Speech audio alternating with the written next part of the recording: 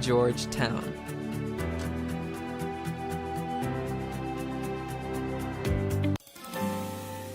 Are you looking for real talk on love, marriage, parenting, and relationships? Join us every Thursday morning at 8 a.m. for Family Matters, a brand new show on Praise 87.9 FM. Hosted by Dwayne Uter, alongside Dr. Cheyenne O'Connor, a licensed clinical psychologist and relationship expert. We'll tackle the real issues that families face.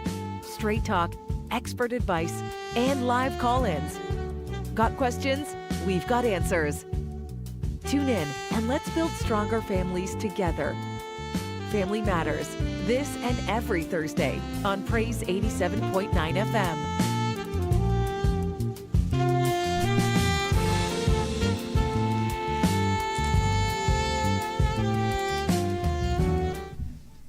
Family Matters, good morning to you again. This is Praise 87.9 FM. Dr. Cheyenne O'Connor is in, and we're on to another exciting topic this week. Good morning, Doctor. Hey, morning, Dwayne. Good morning, everybody out there. It's a pleasure to be with you again on this Thursday morning. Boy, I tell you, the Thursday mornings are running so fast. I can't keep up. Let me tell you something, right? Because I grew up in a very old Adventist church, right? Yeah. Like, I am probably 10 generations Adventist. But so one of the popular conversations that used to happen in my days as a young boy is that Jesus is coming soon. Yep. And then you will hear all the precursors to that, like the Lord will shorten the time for the elect's sake, right? Yeah. Those days, the days were so long. Summer was a long holiday. That's correct. And now you see those shortened days are Now I happening. see those shortened days, and I keep checking to see if it's still 60 seconds make a minute. Yeah, I agree with you. Now, it's amazing how time is flying, and the week just running so fast. Yes. Believe it or not, we are in the middle of September already, and the year will soon be over. Middle? Yep. A little past the middle. Where now? Is September 18? Yep. Yes. It's good to be here. Want to welcome those of you who are just joining us. If you're in the traffic heading down into town, or you're heading up in East, or wherever in the world you are, we outside of the beautiful shores of the Cayman Islands. Sometime as I travel different places, you bump into individuals who have been able to catch some of the discussions we have had here. Yeah.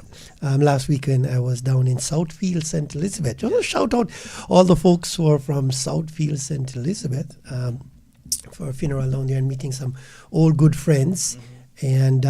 And interestingly, I spoke at the Southfield, at the Bellevue Seventh-day Adventist Church, which is the church I got baptized in so many years ago. Mm-hmm. So it was like coming home. Yeah. And I spoke on the subject, ain't no weddings in heaven. Right? It was. This is interesting. Yeah. We had that conversation 2 weeks ago. Yeah, exactly. Ain't no wedding is a very interesting piece of study if you ever go into it. That when you examine it, the Word of God is very, very absolutely clear that there will be no marriages in the resurrection. That when we are resurrected, we will be equal to angels. Jesus says, right? And so there's no husband angel or wife angel. And by the way, there's no pregnancy in the new earth, right? There's no mama angel or children angel. So it's a very interesting piece of revelation. It's very interesting. Yeah. That's one conversation I need to have with God. Like, seriously. Yeah, but then those of us who have enjoyed good marital relationship and said, "Oh my goodness, it won't be in heaven," and the answer to that is yes. And then you start to feel sad and no. And then the spirit of prophecy brings that out. If God has designed this for us down here, can you imagine what he has in store? Paul puts it another way. Eyes have not seen, ears have not heard, neither hath it entered in the heart of men what God has in store. So I can just think that he will replace it by something greater. Yes. But the revelation, and for those of you listening and may want to be troubled by that text, the Bible makes the point very clear that God made us a little lower than the Than angels, angels, right? yes. And so he gave us marriage for the benefit of man, for the comfort of man, right? But he didn't give marriage to angels. Now, when we are resurrected, we will be like angels are, and therefore we will be above the status of getting married. Interesting stuff. So we won't even have that need. No, there's no need precisely. Yeah. There'll be no need for that. Right? Absolutely no need for that. So the idea then is take all that you can down here. Get married early, live a good life. Yes. And this morning we're talking about how do I know if this relationship that I'm going into will work, right? That's a scary thing for quite a lot of people going into a relationship, especially if you come out of a bad one. Is it a gamble? I wouldn't call it a gamble, but I would say there are risks. There are risks in it. Yep. For example, I don't know, driving home this evening is a gamble because maybe I don't reach home safe, right? But yes, there are risks. There are risk factors there. But so what we want to talk about this morning is how you mitigate those risks. Yes. So as to ensure that there is greater probability that you'll make it, right? Let me just give the numbers for those who are listening. 945-9029. That's 945-9029. Or you can head over to our YouTube channel, CIC Media KY, or you can send a WhatsApp directly to me, 345-517-1122. 345-517-1122 and 945-9029. Very interesting topic this morning. How to mitigate those risks involved in the journey of marriage. Yeah, it is so sad when you examine it that which God had given to man for man's happiness and joy and satisfaction has turned out in so many cases to bring so much pain and sorrow and hurt and resentment, so much so that even suicide and death, precisely. So much so that there are people who think twice before they get into it, and some people don't want to get into it at all. And so there are a number of individuals who say, I don't know if I want to do this again because I am scared that I may make the same mistakes over. So this morning I want to look at some of those building blocks, so to speak, that you want to ensure. Just a text that's coming into my mind. Just the sheep in the wolves in sheep. Wolf in sheep's clothing. Yes, it's coming into my mind, and how is that at play also in these risks? Yes, and there are many wolves. Yes. Right? There are many wolves out there that appear in sheep's clothing, and that's one of the reasons why the tips that we'll give this morning will kind of help you to declose them, expose them. It will protect you. Yes. So how do I know if this relationship that I'm going into is going to be a good one or a bad one? There are some factors that you take into consideration. Number one, the timing. There are three things I'll put out: timing, place, and the person. Right. Number one, the timing. Ask yourself the question: Is this the right time to get into a relationship? Right? Is this the right time? Because the timing can be extremely bad.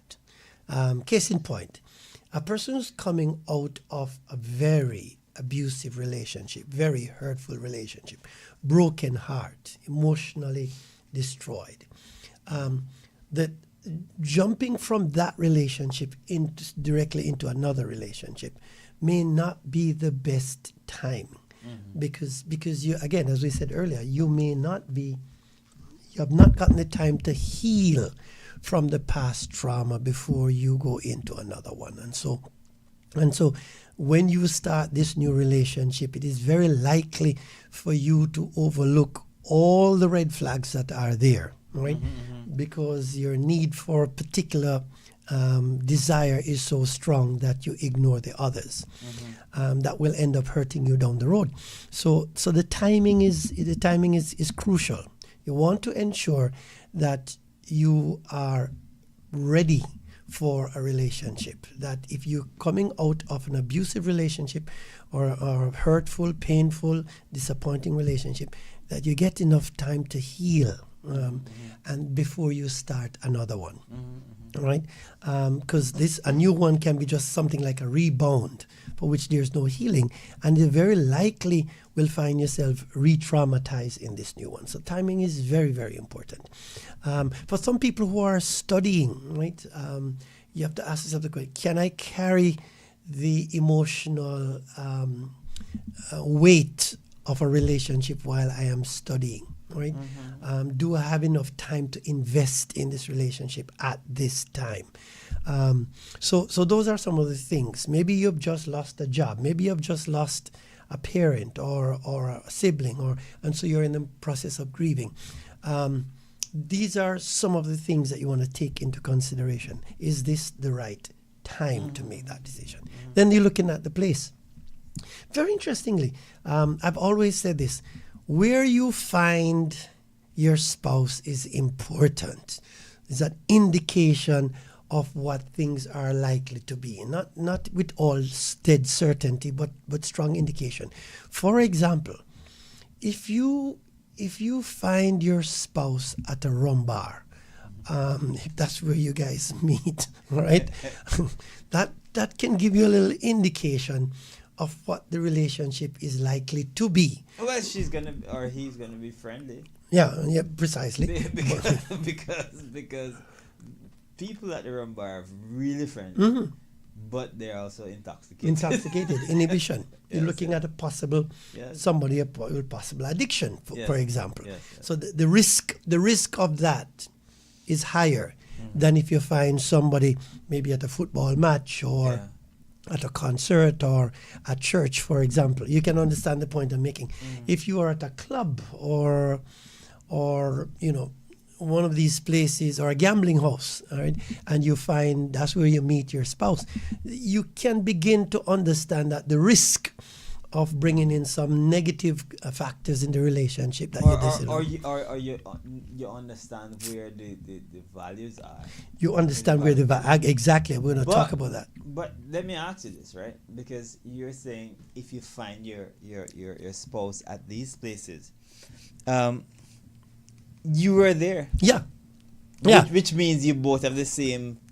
And you don't necessarily have to have the same thing. Some maybe you were invited there. Maybe that's not the norm for you. Yeah. All right. Maybe that's not the norm for you. But the point is, even if you were there, all right, yes. and you yourself say, I don't want a man who drinks, or I don't want a man who gambles, or I don't want a woman who goes to the dance hall, right?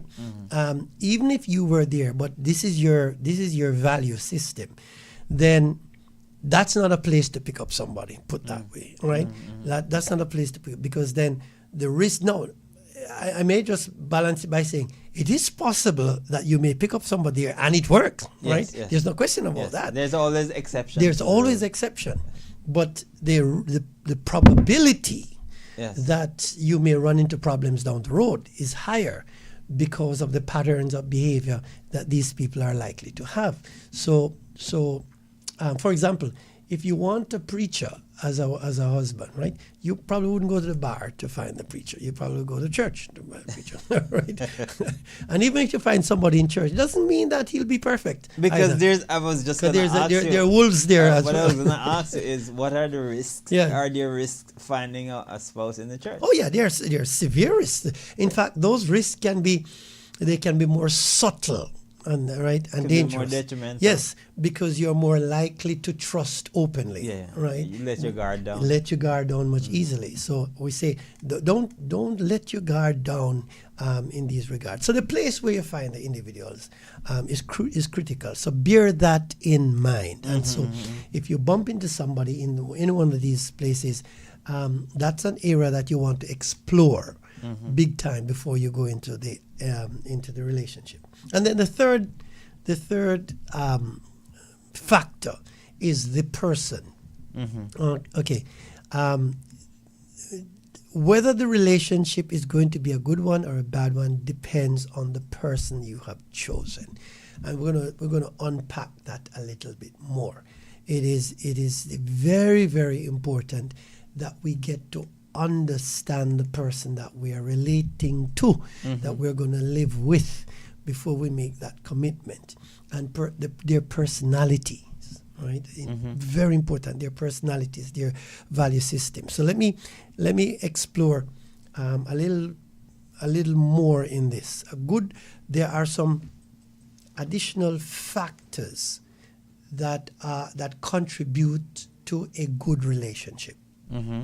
I'll list them and then I'll go through them in details if we have enough time. One, a relationship must be respectful, right? So respect is going to be a factor, a building block for good relationship, right?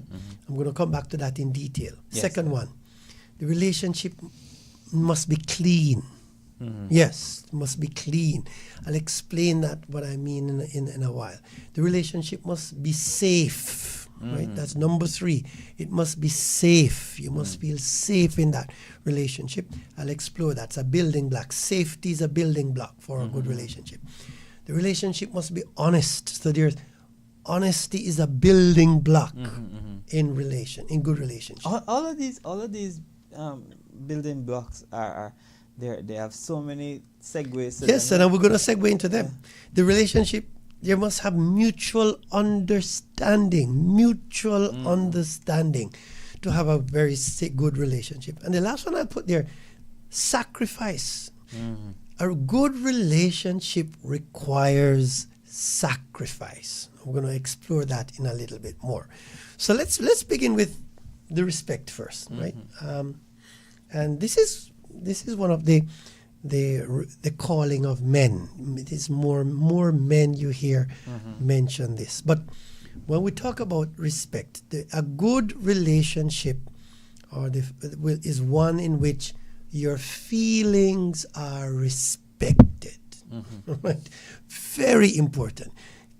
I cannot see how a relationship will be healthy and warm and loving if one person feels that their feelings are not respected, are not regarded. So whether it makes sense to the other person or not, your feelings must be respected. That's number 1.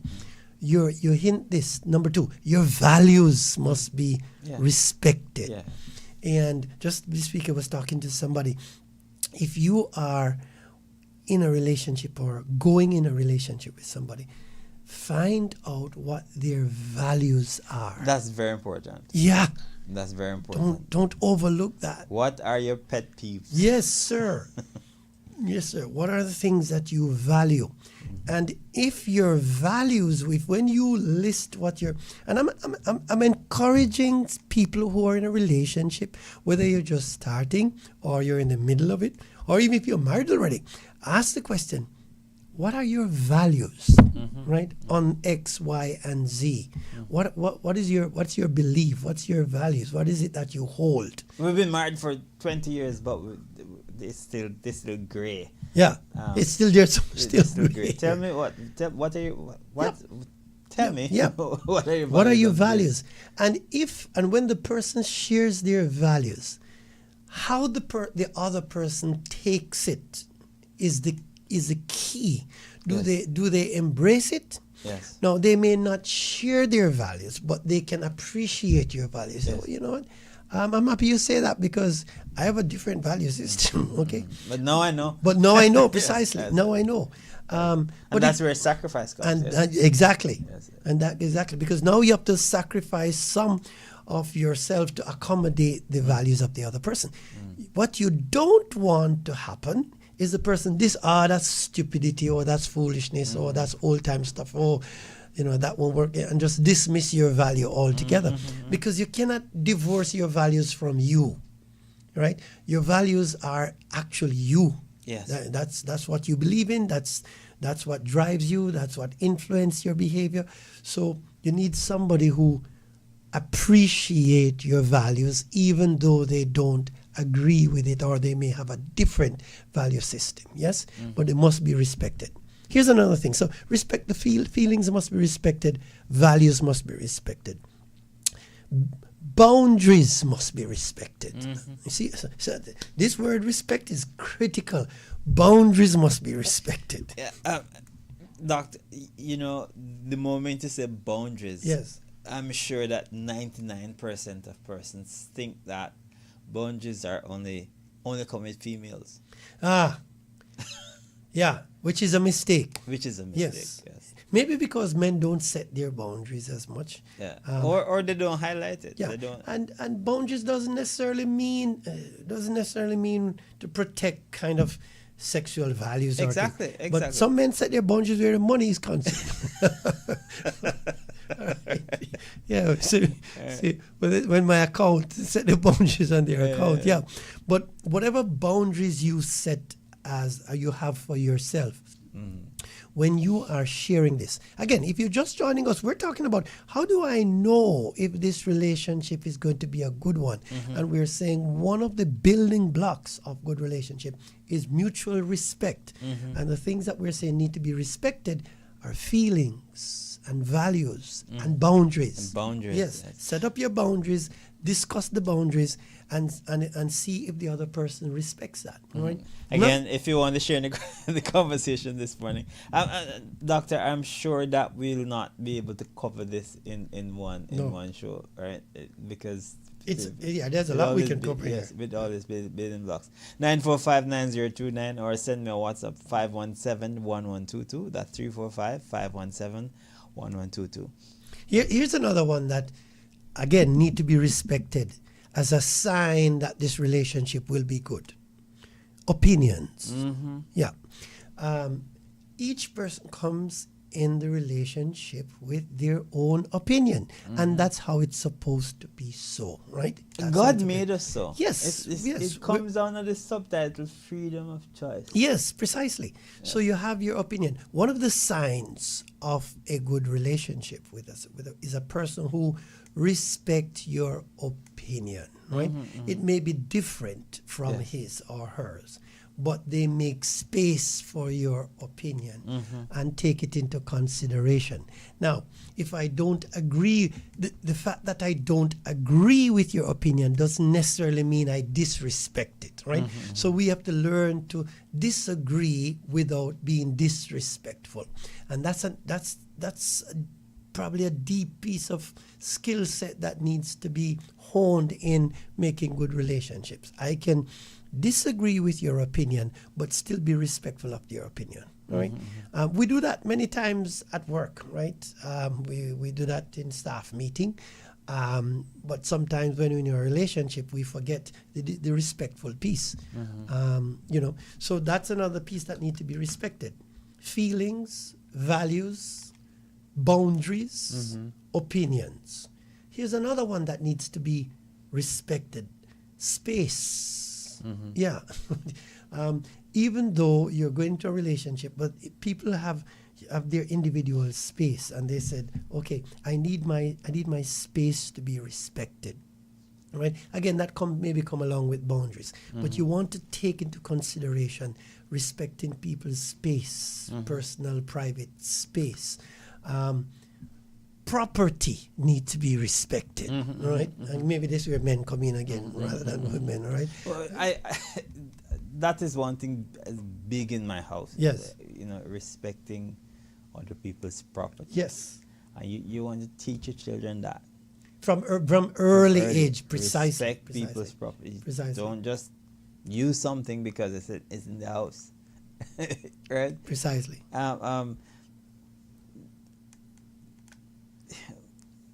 If you don't fix that from early, it's going to be serious. It carried over in mature relationships, Yes, right? yes. And so a good, healthy habit is to train your children to be respectful of these things, even from childhood days, right? Because those are the same values that they will learn, right, and hone. And so when they become adults in a relationship, they Yes. carry them over. Yes, yes. Very, very important stuff that they understand to respect people's space and people's property. Time. And respect people's time. That's it. Precisely. Very important point. That is important. You can see now, Dwayne, you can see now how easy it is for us to overlook these things in a relationship. Because in a relationship we talk about love, we talk about sex, we talk about children, we talk about building a house together, we talk about all these nice stuff. But those are not the stuff that will keep the marriage healthy and strong. Okay? Yeah. These are the building blocks, right? The marriage comes down, the relationship comes down to these, respecting people's time. So if you are, and we talk about that several times already on this program, if you're in a relationship with somebody and they have absolutely no respect for your time, right? That's a red flag. That's a huge red flag. So let me ask you a question. I'm just throwing this out. Yes. Say you are married, or your spouse, whether it's wife or husband, they get up and they get ready for work, and they leave at a certain time every morning, 6 o'clock, 7 o'clock, 8 o'clock, whatever it is, but they're always ready. They prepare, and you have, or you would have invited your spouse to do something with you or whatever. It's not necessarily a date, whatever. And the time is crucial. But you find that your spouse drags, and you're ready. You gave all the markers before, The reminders and reminders and stuff, and you still have to wait, and they're late. Yeah. Is that There are some folks who are not necessarily intending to be disrespectful of time, yes, but who have a time management problems. yes. So they are late everywhere they go. No, but if you noticed what I said, Yeah. Now, if the situation is such that the person is just disregarding of you, oh, he can wait. I know we don't. He can that wait. is disrespect. Yeah. If that's complete disrespect, Yes, yes. right? That's complete disrespect. And not only that, but if it is repeated, Yes. okay, if it is an every time situation, that's complete disrespect. So motive is high here. If, for example, the person is normally early for work or early for church or early for stuff, but when it comes to you, the person is late all the time, that's an indication that you're not as valuable to that person But as others. could it also be that the person is taking all this time, ensuring that because they're going with you, they are looking the best, and they're So again, that's why we're saying motive is key. and But communicate. There needs to be communication. that's where I'm going. There It needs need to be communication. To say, hey, babes, I'll be about 5 minutes late because X, Y, and Z." No. But you would have said all of those things. I remember I laid that out. Right. First. All of those things are said. You gave the the Yeah. So notices. communicating is the reason because So I think where the communication is, Yes. is after. yeah. You should sit down one day and say, hey, I notice every time that we are supposed to Or go. you're referring to a situation where I thought you were talking about communicating before. No, but you Okay. communicated Okay. before. Yeah. So if this is an observation that you're making, Yes. and it is affecting you, Yes. voice it. Voice right? it, Voice yeah. it.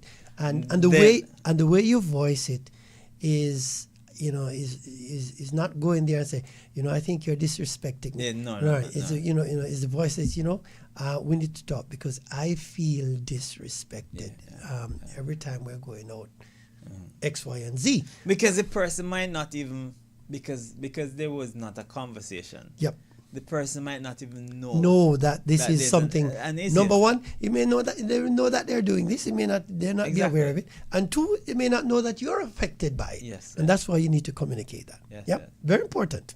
And then be respectful of the language that you use. Yes.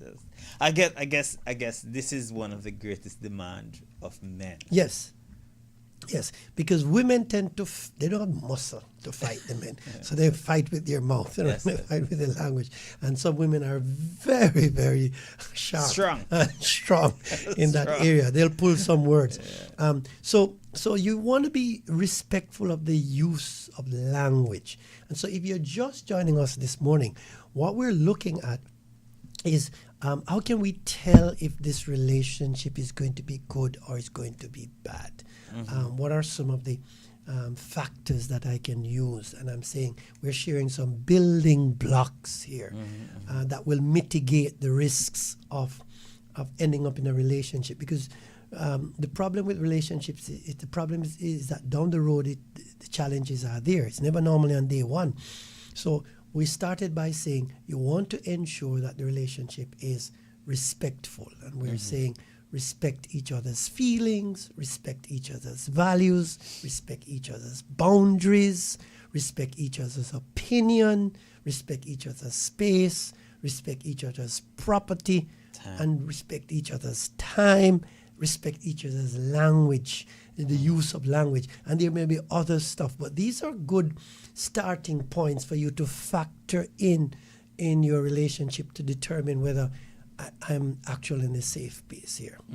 We're going to look at the next one. Probably we'll take our break and then come back to the next one. Clean. The relationship must be clean. What do we mean by that? We will explore that right after we take our break to see what is meant by the relationship. Not just be respectful, but it also must be clean. All right. It's 8:35 in the morning. We take a quick break and we're back with Family Matters. Are you looking for real talk on love, marriage, parenting, and relationships? Join us every Thursday morning at 8 a.m. for Family Matters, a brand new show on Praise 87.9 FM. Hosted by Dwayne Uter, alongside Dr. Cheyenne O'Connor, a licensed clinical psychologist and relationship expert. We'll tackle the real issues that families face. Straight talk, expert advice, and live call-ins. Got questions? We've got answers. Tune in and let's build stronger families together. Family Matters, this and every Thursday on Praise 87.9 FM.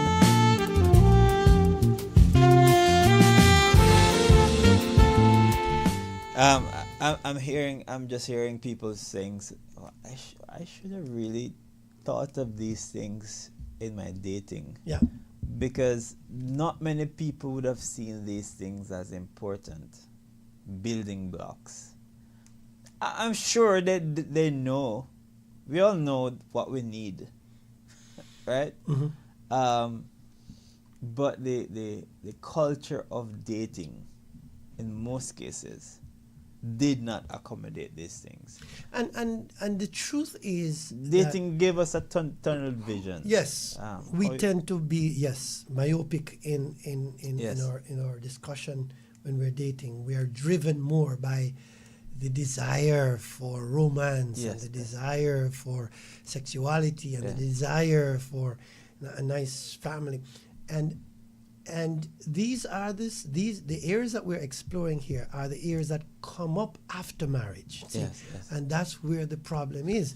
And they rise. Miss Lou says, "See me, I'm gonna live with me." That's correct. It's too different. So we're dealing with the come live with me piece. The dating is simi, is a simi piece, right? Yes, simi. Yes. No, we're dealing with the come live with me piece. And so what you want to do is to explore these deeper level of understanding and knowledge before we go into into any permanent relationship. So if you're just joining us, we're back looking at the subject of how do I know? There's so many people out there where I'm scared to go into another relationship. I don't even want to think about it. How can I tell if the relationship this one is going to be a healthy, loving, good one, or it's going to be a drama? Well, I guess we started giving the answers, or ones we get the answers from the discussion so far. How can you tell if it's a healthy relationship or safe going into? Is by establishing these things from in the dating process. That's correct. From the dating process. So you are the one who is in control. Yes. Of yes. what happens. And therefore, that's why you need to know these things. This is what Yes. you look forward to, right? Yes. Not whether the man has a, a big triceps or Yeah, whatever. yeah. No. These are the key things. Yeah. Another one that you have to look forward to as building block for a healthy relationship is that relationship ought to be clean, right? And by clean, I mean clean of immoral behaviors and immoral tendencies, right? There are set up some value system, moral value systems in the relationship. So if you're in a relationship, it should not cause you to sin. Right? So you want individuals who will bring the best out of you and not the worst out of you, because all of us have some good and some bad, some best and some worst, right? So when you're in a relationship, if this relationship is really dragging you down, right?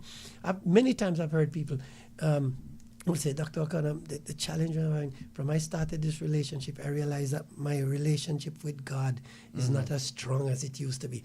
That's a red flag, you all, right? That's a really big red flag. So if the relationship is taking you away from a walk with your Creator, from a relationship with God, if it is enticing you into sin, that's not a safe relationship. Let me ask, what do you do if you're dating, so now you're in a more advanced stage of dating, and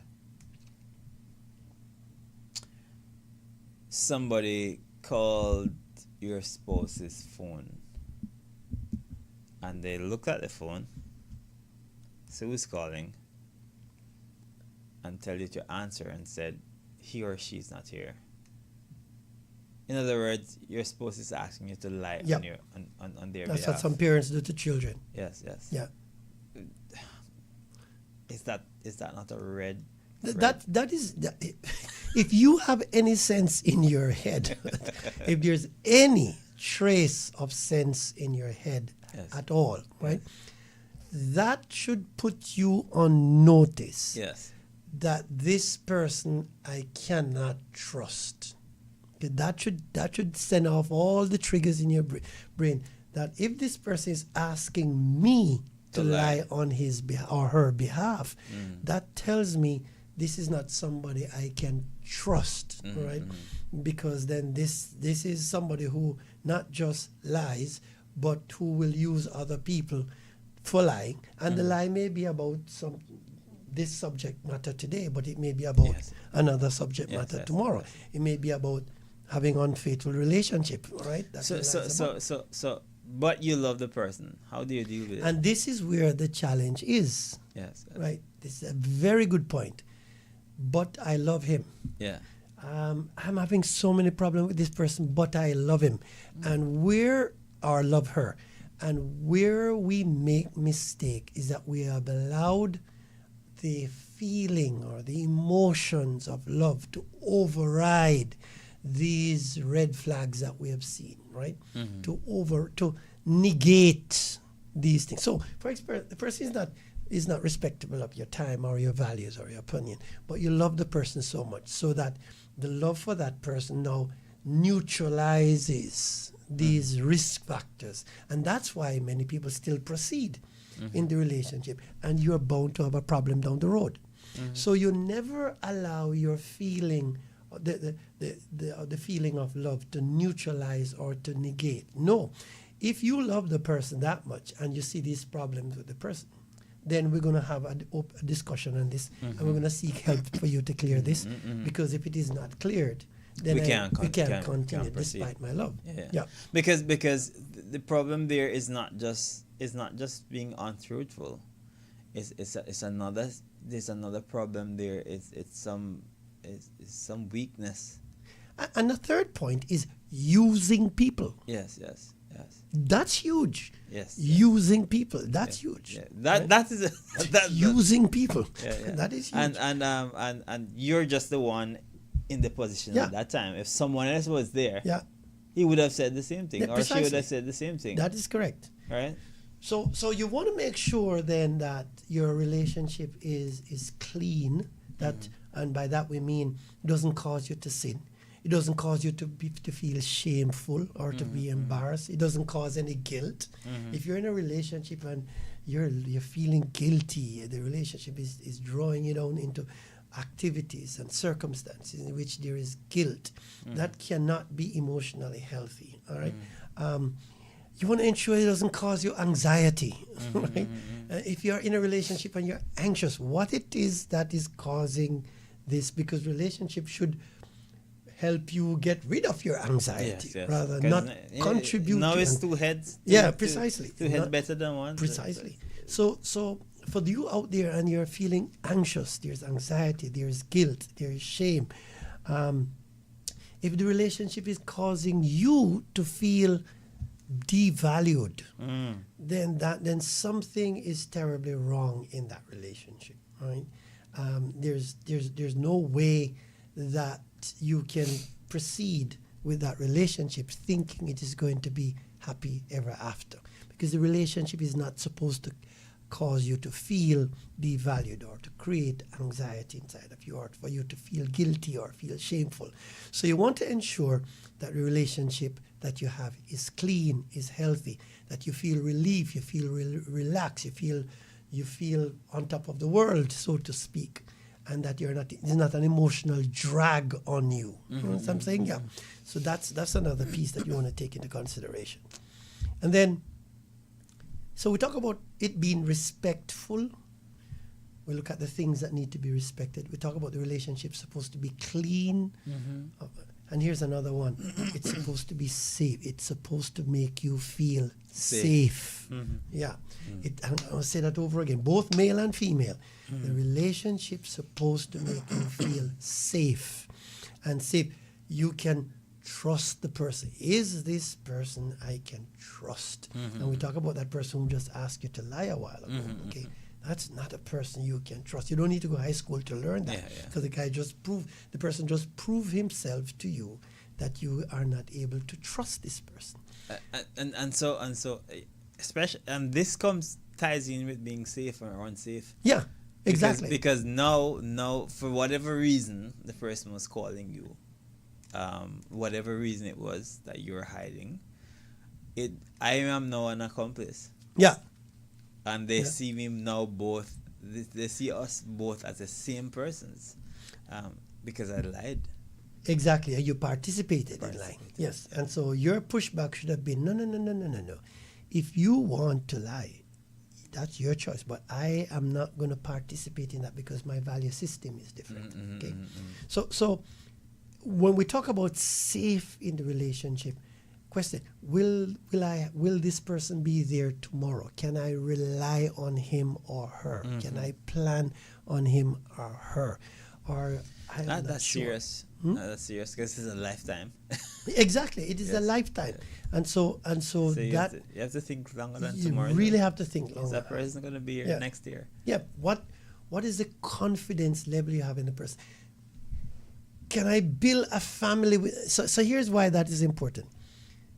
Because when you think about starting a family with a person, and whether it's male or female, right? If you're going to start a family with the person, oh boy, you want to make sure that that person is not going to walk away and leave you with the 2 children or with the 3 children, right? Or the 10 children. Or with the 10 children. Yeah. So if I'm going to start a family with this person, it is critical that I have the assurance that this person is going to be there, right? And not just that, but I am also going to be there. Right? Sometimes we talk about the other person, but safety also begins with you. Are you a safe person to be with? Are you reliable? Are you consistent? Are you trustworthy? And I'm saying out there, if these are some of the issues that you have, put it out there and say, you know what, I am known to be unreliable. I'm known to move from one relationship to another. I have a history of that, which is another thing that people must look out for. If you're dating somebody, if you're dating somebody and they have had a history of multiple relationships, a year or 2 years, they last 5, 6, 7, 8 relationships, 2 years. Those are indicators that this may not be a safe person to be around. So don't overlook these things because you love the person. And I'm gonna be a little sexist now, right? A lot of women think that their role in life is supposed to fix these guys. Yeah. They need help, and I want to be there for them. Yeah, that is so true, and I'll tell you why that is, Dwayne.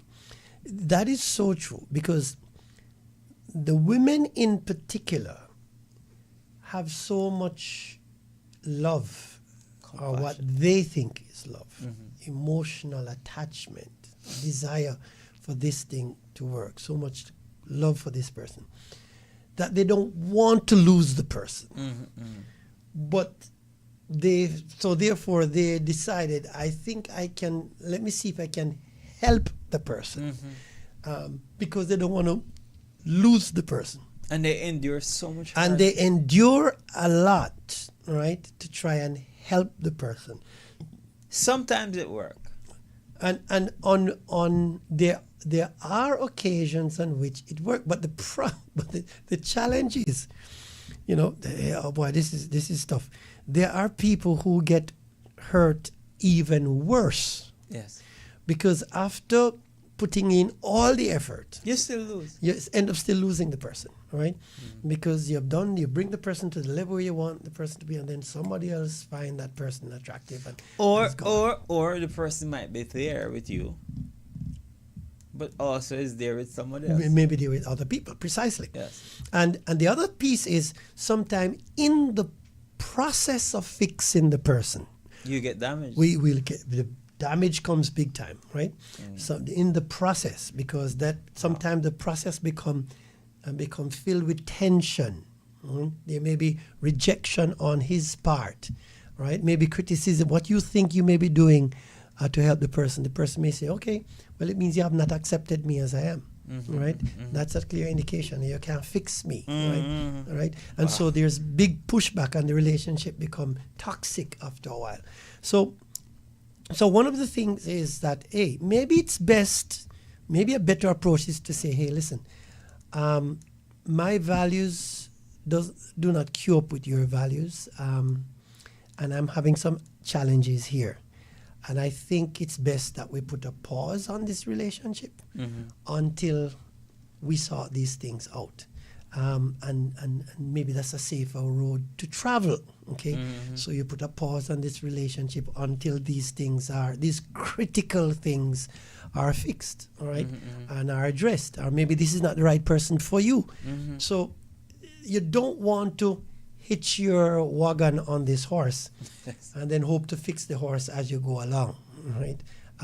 That may not, as you said, it may work for some people, but that's high risk, right? That is very much high risk. And as you said, in many cases, wives and girlfriends suffer a lot in that regard. And in many cases, the men consider this as not accepting me. And sometimes they themselves, you cannot fix somebody if the person does not recognize I have a problem, right? That's the first step. You have to the person has to recognize, yes, I have a problem, I need help. We're 8 minutes going on to the end, and I need to ask something. I know we have more other building blocks, but how do you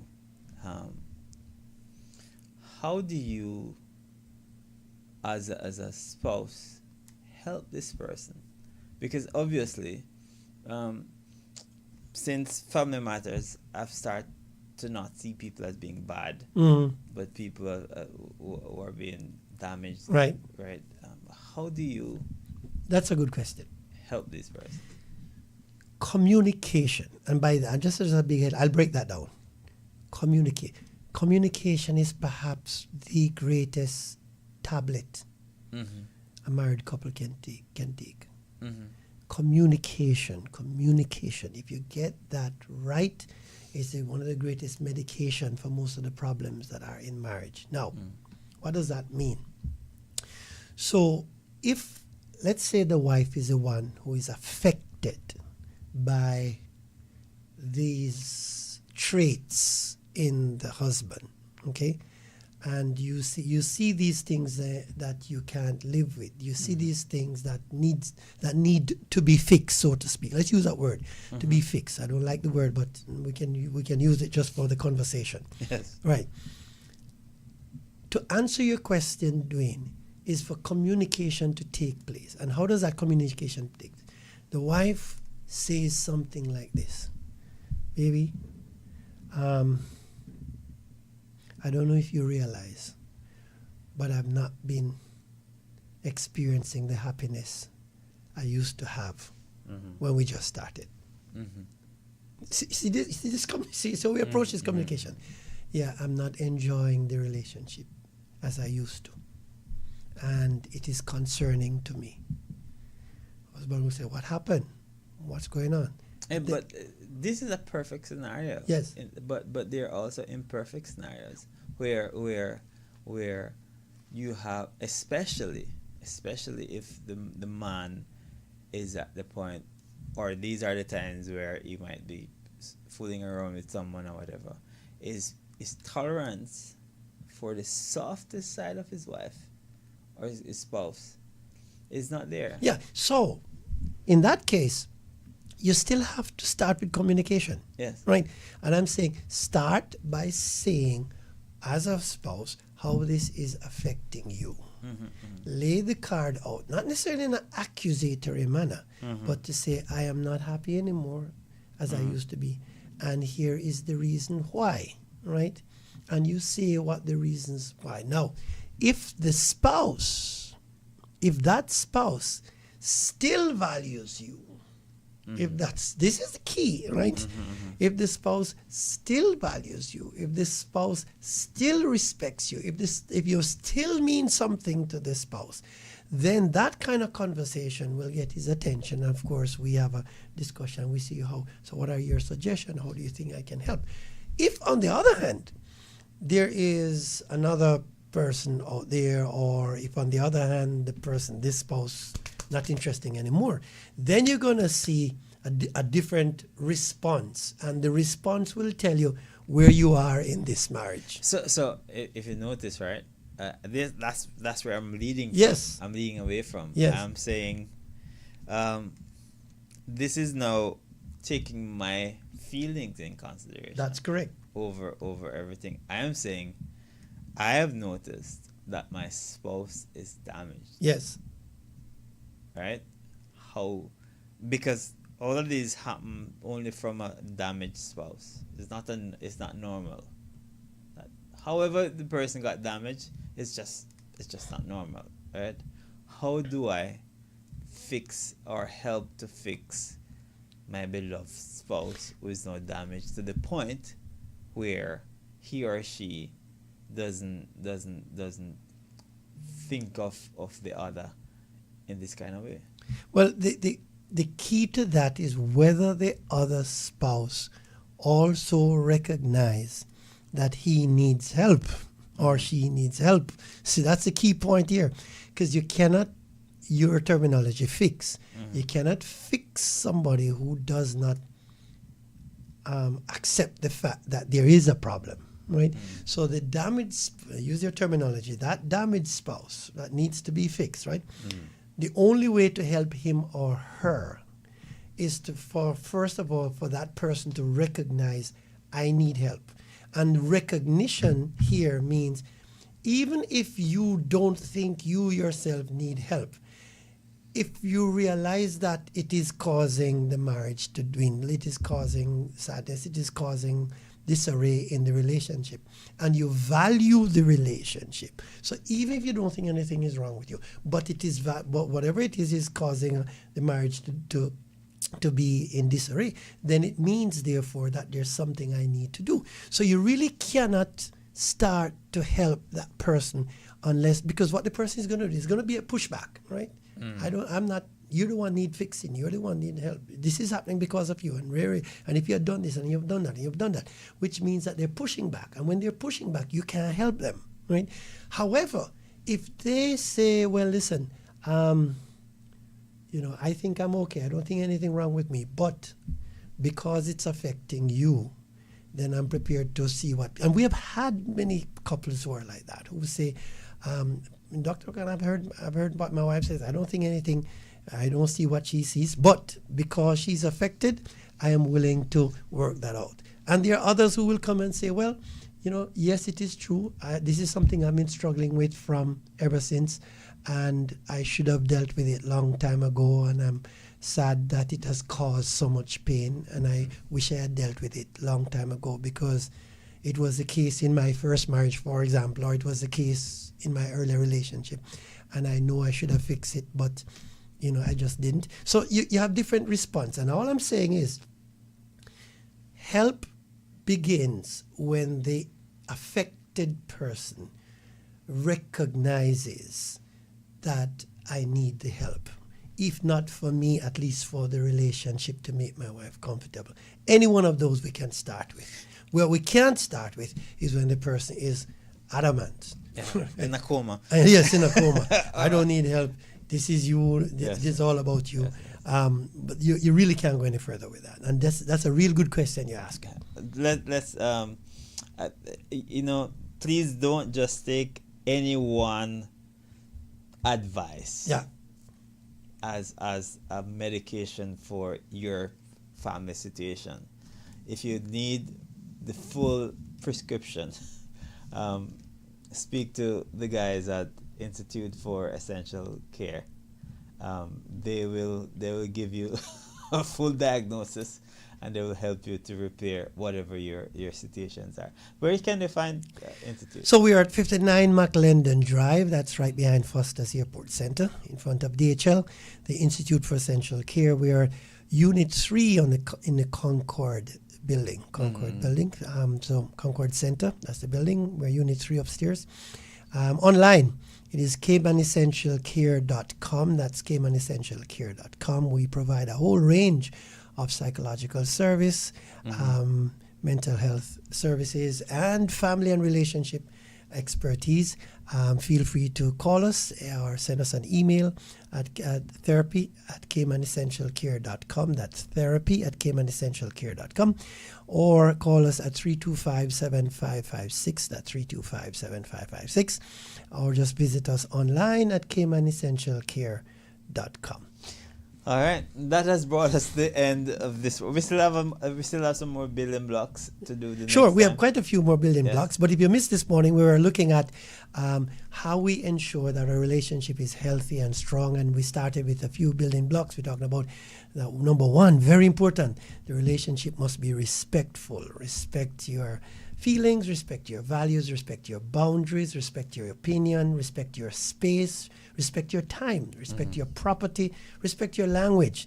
The relationship must be safe. You must feel safe in that relationship, and it must be clean. We'll pick this up at our next Family Matters. Next Family Matters is not going to be next Thursday, but the other. The other Thursday, All yes. Right. This has brought us to the end of Right Start for this morning. Be sure to join us again tomorrow as we do it all over. Until then, this is Dwayne saying you have a good